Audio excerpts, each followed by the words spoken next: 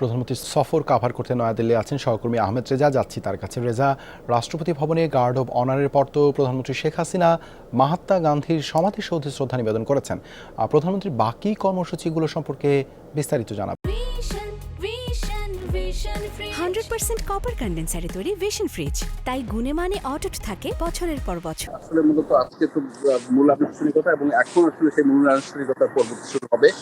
মূলত প্রধানমন্ত্রী নরেন্দ্র মোদীর সাথে বৈঠক করতে, দ্বিপাক্ষিক বৈঠকে অংশগ্রহণ করতে মূলত এই মুহূর্তে প্রধানমন্ত্রী শেখ হাসিনা তিনি হায়দ্রাবাদ হাউসে যাবেন এবং সেখানেই মূলত দ্বিপাক্ষিক যে আলোচনা এবং বলা হচ্ছিল যে প্রায় 10টি চুক্তি এবং সমঝোতা স্মারক সই হওয়ার কথা রয়েছে, সেটি কিন্তু সম্পন্ন হবে এবং তার মধ্যে প্রাধান্য পাচ্ছে কিন্তু অবশ্যই তিস্তা ইস্যু, যেটিকে বলা হচ্ছে যে পানি ব্যবস্থাপনার মাধ্যমে দুই দেশের মধ্যে যে এই সংকটটা নিয়ে দীর্ঘদিন কথা হচ্ছিল, আলোচনা হচ্ছিল, সেটি একটি নিরসন হওয়ার সম্ভাবনা রয়েছে।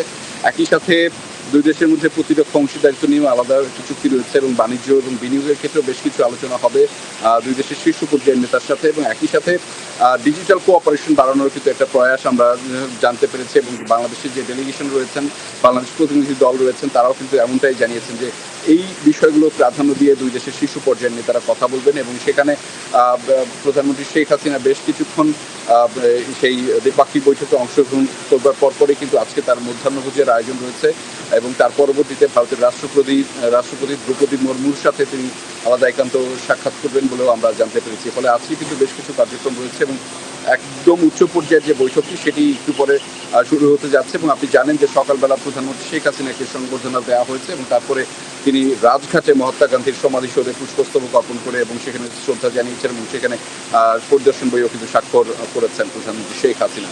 ফলে এই ছিল বিস্তারিত এবং এখনই আসলে মূলত সেই যে মূল আনুষ্ঠানিকতা বা মূল কার্যক্রম বা এই যে পাক্ষিক সফরের যে মূল কার্যক্রমগুলি সেটি অনুষ্ঠিত হতে যাচ্ছে এবং সেটি অনুষ্ঠিত হলে বা সম্পন্ন হলে নিশ্চয়ই আপনাকে সবশেষ তথ্যগুলো আপনাদেরকে জানিয়ে দেওয়া শেষ।